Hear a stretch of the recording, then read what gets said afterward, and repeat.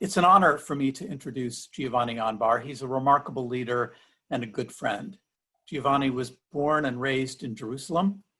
His parents gave him a lovely Italian name, but he is a Palestinian Christian through and through. Giovanni has dedicated his life to building Palestine and to ensure that young people there have a productive life and a productive job. He founded ETVTC in 2000, as Keith mentioned, and he has been the director ever since.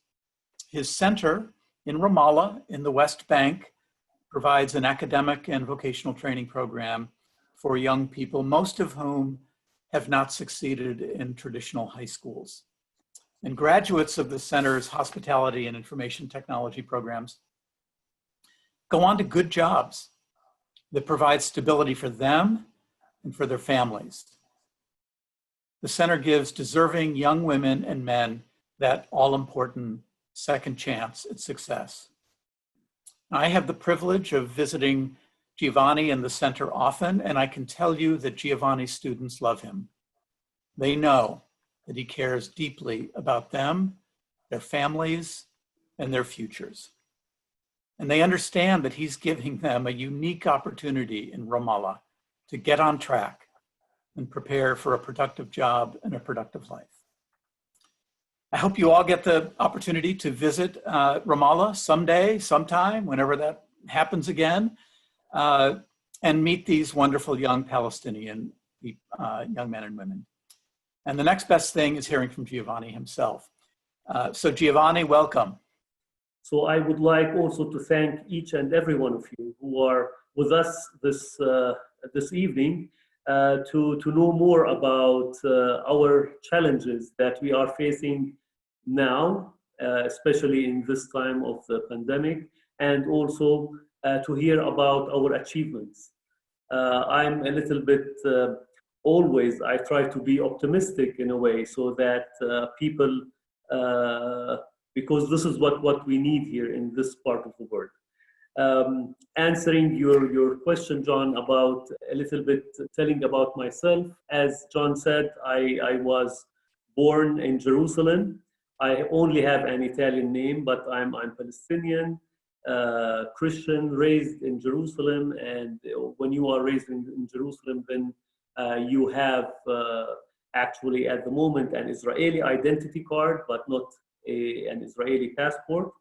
We do not also have Palestinian passports, so it's a little bit complicated for us as Jerusalemites.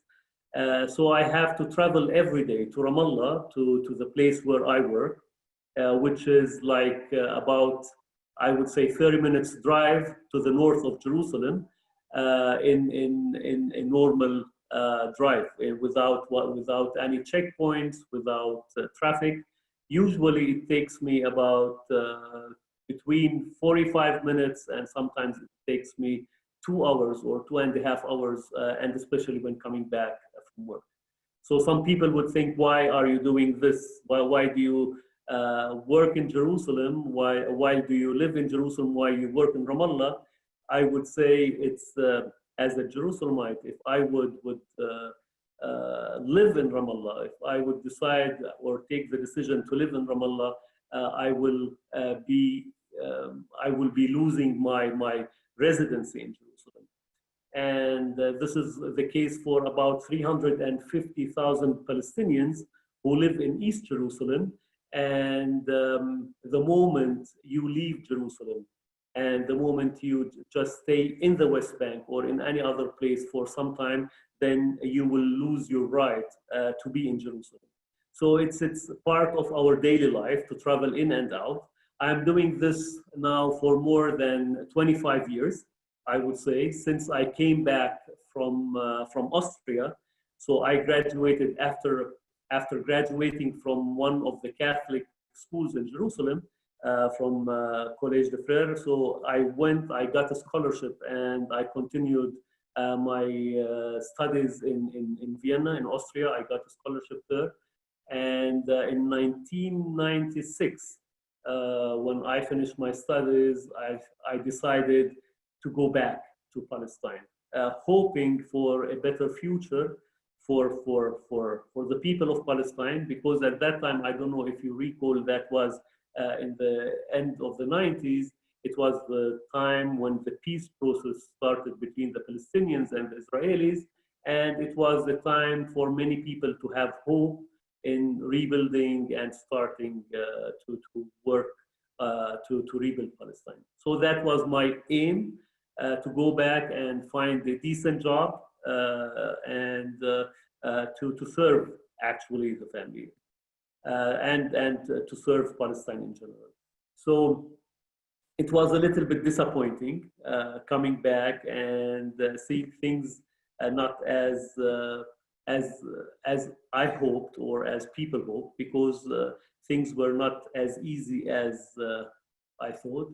And it ended up starting to work in Ramallah, because in Jerusalem, I couldn't find a job in engineering in my field. So I joined one of the Swiss projects in Ramallah for developing the vocational training system in Palestine.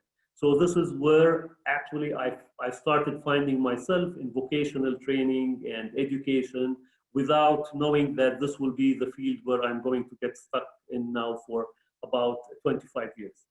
So after 5 years of working for this project, I had the chance to work with the Anglican Church. They were aiming to start a vocational training center, and they were looking to someone to start actually this project. So I would say young at that time, and it was very challenging to start the whole thing.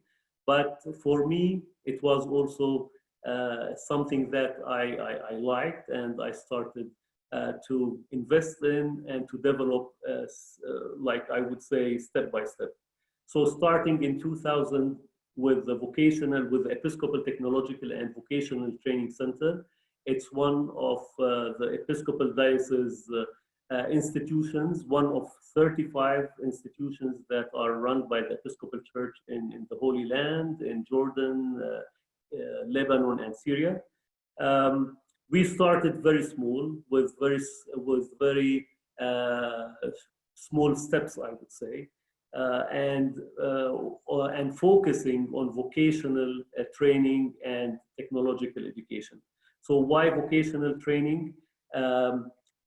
After working for 5 years in this project, I started realizing how much vocational training is needed in Palestine, and also the small numbers of students that are joining the system. We all know here in Palestine that the vocational training system was a very weak system. Only 3% of the students usually join the vocational training system, and about 97% they join the academic system. So, and the people think that the students who join vocational training streams are the students who are academically below standard, and they are the weak, and that they are the ones who do not know what to do in their future. So we started getting stuck with some of the students that have a lot of challenges. But to be honest with you, that made us made our work much more important, because that was our aim, and our mission is also to give chance for students who need the support, who need the guidance, who need to find a job at the end, who need to somebody to open the future for them.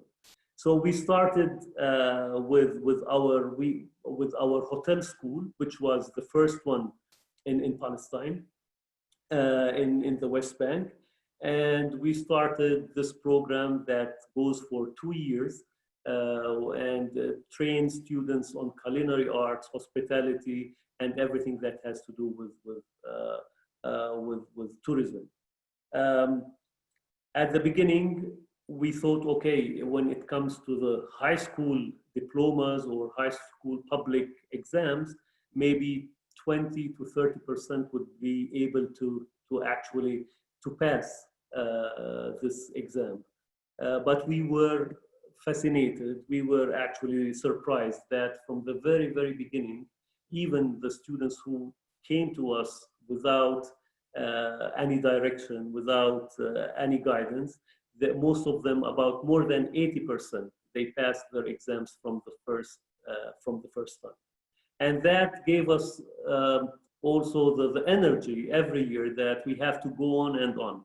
So I sent John, I sent Keith and Heidi some pictures of our graduates of this year, those who actually excelled. So they got very high grades in the public exams, and many of them, they do appreciate what we are doing for them. Because I would say if we would talk a little bit about unemployment in Palestine, it's a very high rate. It's like, I would say, not at the moment. I'm going to talk about things, how they look like before the pandemic, before COVID-19 started. So the high percentage of unemployment is very high. It reaches about, I would say, 25% in the West Bank and over 35% in the Gaza Strip.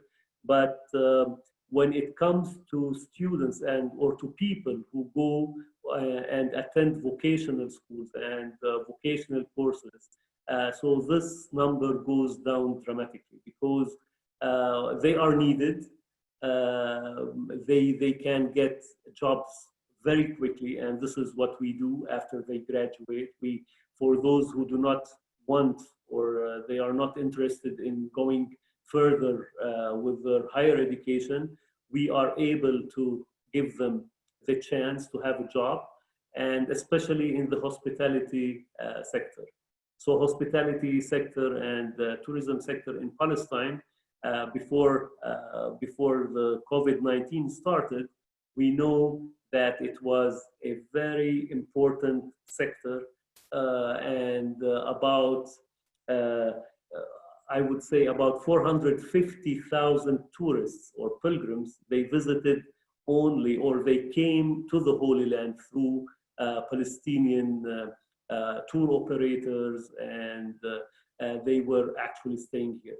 So this kind of education, this kind of vocational training gave a lot of jobs, and people can actually also earn enough money to have a good life, although they are not academically very well. So this is a very quick, actually, I would say, introduction of one of the streams that we have. And later on, after like 5-6 years of opening the hotel stream, we decided also to go on with starting another IT or technology stream that also is needed highly in Palestine. We know that, and especially we discovered this by going through the pandemic, that technology and high-tech and e-learning and all these things are needed.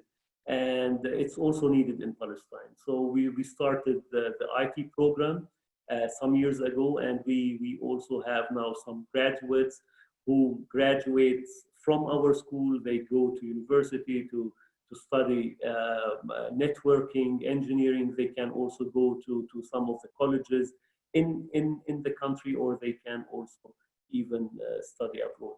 So these two fields that we are working with for many years now, I think are very important, and the people, and especially the students themselves and their parents, they appreciate what we are doing, and because we found some ways for them to excel.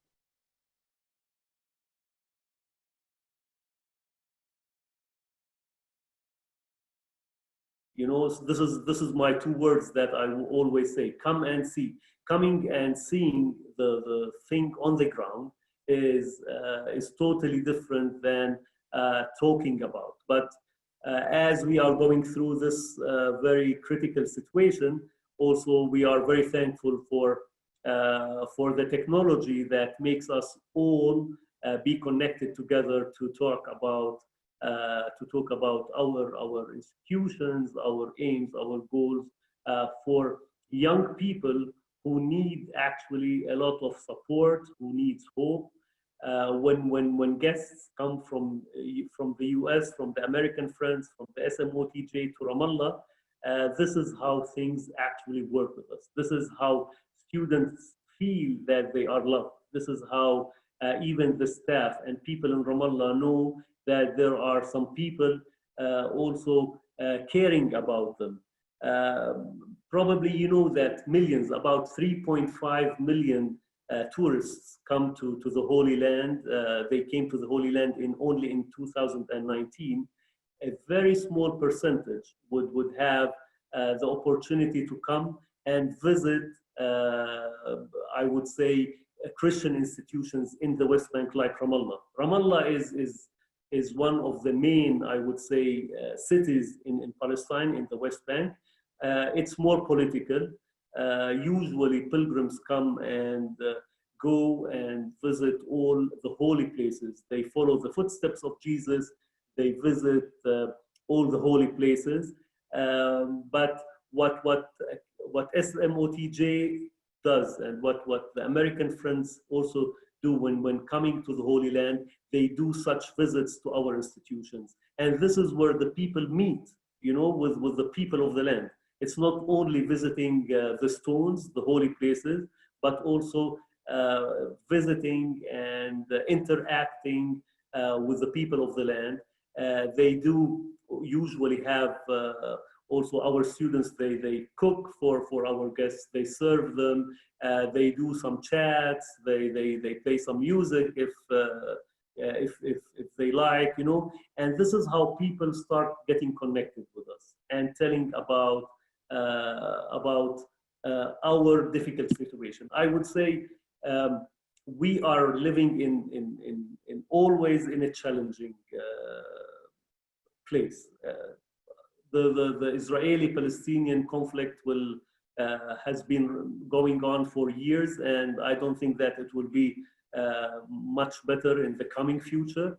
But we always, as Christian institutions, as Christian leaders here in the Holy Land, we try to give hope to this generation, to the young generation, because if you lose hope, then you will lose everything. And this is what we try all the time with all the difficult circumstances that are going around us. We try to give these young people some hope to the future. Giovanni, can I thank you for that wonderful introduction and overview of the program. And I want to pick up on your comments about Ramallah. And it's true that a lot of religious tourists don't make it to Ramallah. It's a fascinating city. Everyone should visit. Can you tell us a little bit about kind of the mood in Ramallah, given the pandemic and the economic downturn, the recent agreement between the UAE and Israel? What's the mood on the street in Ramallah, and do you see any of these? How are these developments impacting your students, particularly their ability to find work when they graduate? Okay, so this is the first part about the situation during the pandemic and during the spread of COVID-19. It's an international, it's a worldwide problem, but we are also facing the same problems that everybody is facing around the world. Palestine, the Palestinian authorities, they tried to control the whole thing from the very beginning, even earlier than many big countries in the world. And they tried to they started with the lockdown, I would say, much earlier than many European countries and also the US, because we won't be able, if the COVID-19, the virus would have spread very quickly, our, I would say, health system would not be able to, to work with the situation. So we were locked down from March, I think, for about, I would say, 2 to 3 months. Things were very, very, were closed. We stopped our students from coming to school, of course. I was not able even to come to Ramallah because there was like a closure between Israel and the Palestinian, between Israel and the West Bank.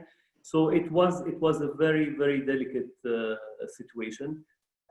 Then things started to, people started to realize that we have to live within the pandemic.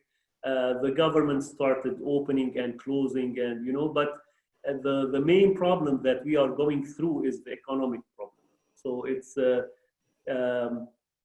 I would say only we as a Palestinian authority, we have a lot of economical shutdown businesses through the whole country. Only in the tourism sector, in hospitality and tourism sector, there were about 32,000 people working in this sector. So the whole, they are all unemployed since then. And the biggest problem is the government cannot pay these people. You can imagine thousands and thousands of families, not only those who are working with restaurants, hotels, tour guides, tour operators. Only the tourism sector actually was totally paralyzed till this moment. All these facilities are closed, and the biggest problem is the people, they do not have any income. The government is not able to cover any of the costs or the living, and this is why then they started opening and closing, open to let the people try to get something to eat, even on the public sector, so on the governmental institutions. So the people who work for the government, they are not paid for the last 3.5 or 4 months. So you can imagine the economical situation in Palestine in the last since I would say March is getting very, very bad. Yeah. When to the second part of the question about how is the mood about the United Emirates new thing with Israel. So this is I would say this is a very political question, and we know here actually everybody is, all Palestinians and all Israelis, they are all politicians and they always talk politics. I am not one of these people. So I don't like, I believe the deeper you go into politics, you will be actually knowing or depressed more. So I try to take this part a little bit away, and the bad news you hear anyway. But if we look at the thing in general, so the public, the official, I would say, reaction was against what's happening between Israel and the United Emirates.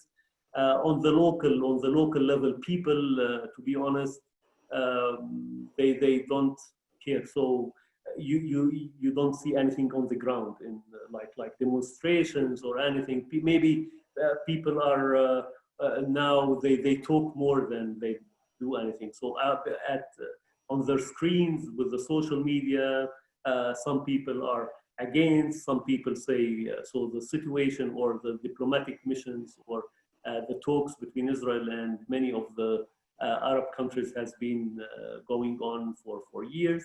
You know, there are different options, but people are more worried about their daily life situation, about how to get food to their children, how to pay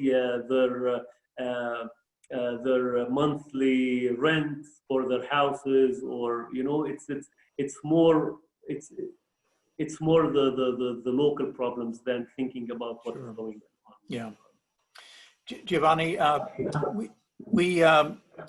the time is going by really quickly, and I promised that we would open up time for questions from our audience. And there is one question that I'd like to give you. Peter Heinemann asked, what are your completion rates for your students? You know, students who enter the program and then actually graduate. What's the percentage that do finish the program? And then he also asked, do you have more applicants, more students than sponsors? Yes, so of course we do have, as I've said earlier, so we do have students, many students that are not sponsored, because here, I would say as private schools, so we are not supported from the government in any way. So the parents themselves, they have to pay the fees for the students, for their children, for their boys and girls. As you know, so many of the people in this situation, and even before the pandemic, they are not able to pay the fees for their students, and this is why we usually we look for sponsors, and this is what Keith and SMOTJ are actually supporting part of our students, like some of our students every year. And you cannot imagine how thankful the students themselves and their parents, because this is as if you're taking a big burden away from their shoulders. And of course there are students who have to pay the school fees. For example, this year, although it's a very difficult situation for the hospitality for the new 11th grade program, so we had double the amount that we can accept for the 11th grade, and we couldn't. So many people were saying, okay, let's have another class, but financially we are going as institutions, we are going in also in very difficult economical situation. So we decided only to open one class, one IT class and one hotel stream class, although we would have been able to open another one, but economically we cannot finance that. And this is why we decided to stick by only one class this year. Part of our income actually that supports our school is our guest house, that for people who would like to know more about us, we also started like a guest house in our property, which has two goals. One is to train our students. They have a training place inside the institution. We serve, so they serve our guests coming from different places in the world, locals and internationals. They care about their food, their actually rooms, housekeeping, everything. And through this guest house, actually, we do cover a lot of our running costs, and we also pay some of the students fees that cannot be collected. But now, since March, all our bookings were canceled, of course, and till today we have 0 guests. All the conferences, usually in summer, June, July, August, we have a full house of conferences, youth programs, summer camps, you know. So during the 3 months, we have a lot, everybody works in order to get, like, in a way, more sustainable. But for this year, our income from our guest house and from our conference center is zero, is nothing. And we are trying our best now just to continue in order to pay our teachers. We always say, I do believe that our teachers and our staff are the pillars of this institution, and we are trying to not to spend too much money, but I believe that we need to pay our teachers and our staff. So we hope, so no bookings for 2020-21. So far, nothing is clear. I believe the tourism sector will be the last one to work again. It will take some time. It will come back, of course, as anywhere else in the world, but it will take some time. I would say we usually had 95% of our students, they were getting jobs automatically after graduating. Now all the sector is paralyzed, I would say, and we hope that it will come back, but I believe that this will be the last sector to be in function again. Thank you. And, Giovanni, can you give us just a little sense of what for those two groups in IT and hospitality this fall? When will they start, and what will instruction look like? Is it all in person, or are they doing some of it virtually? Okay, so the good news that I can announce for you that we started school for the high school students, the seniors, the seniors who are going to graduate this year. We started school on the 5th of August already. So the IT class and the hotel stream class, the seniors are already back. And with all what is going on, so we got a permission from the Ministry of Health and the Ministry of Education that this class should go back to school, because they have, at the end of the year, they have the public exams.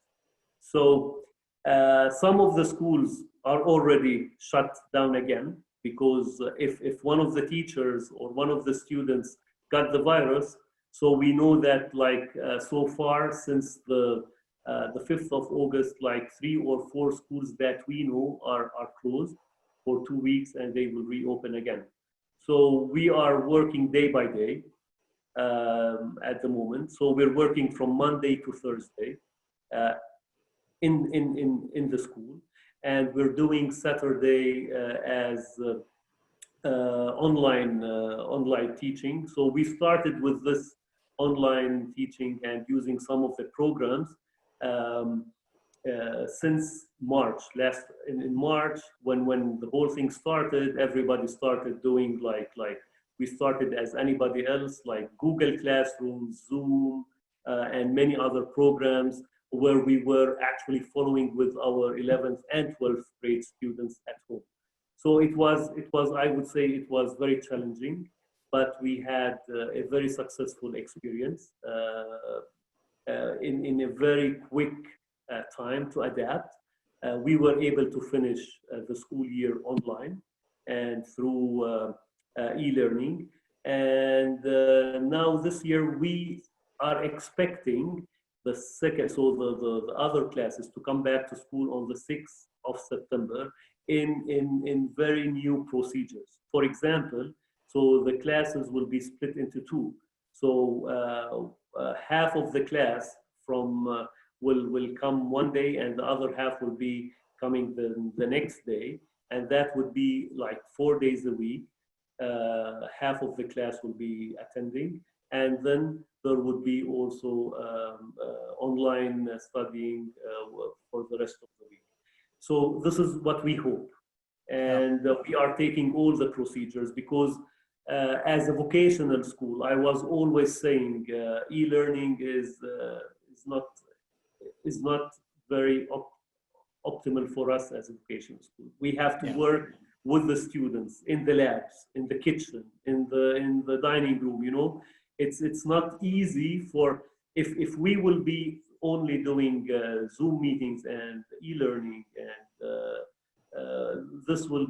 we will be as any other school, you know, and we're not. So we're not a traditional school. So we spend like 50 to 70% of our day outside the classroom. How this would work from home, you know, it's very challenging, and we hope and we pray that we will be able to be back to school. We do now all the procedures with masks, with gloves, with sanitizers. The distances between each student is at least 1 meter. We try to keep. We're using the bigger rooms at the school. So we're trying our best, and the good thing that our number, so the number in our schools is not too big, so that we're more flexible than schools that have 500 students. Yeah. So, and this is why I hope that we will be able to be in campus at the school through the whole week from September. I want to thank you for your time and for sticking around in the office till late at night, and thank you for all the incredible work you do in Ramallah for these incredibly deserving young men and women. I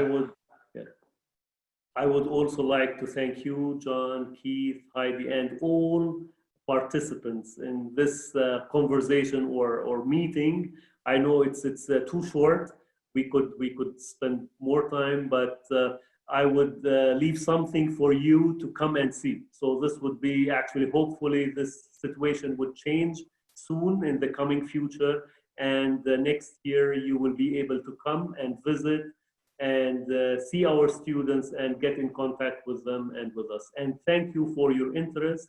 Thank you for keeping the connections with Christians in the Holy Land. For keeping us in your prayers as we do, because it's now the situation not only here but in the whole world is getting more and more difficult through politics and economy and everything. So let's hope that there would be a better future for everybody through the whole world. Thank you for being with us. Thank you, Giovanni. And hope we'll see you soon, one time in Ramallah. Thank you so much.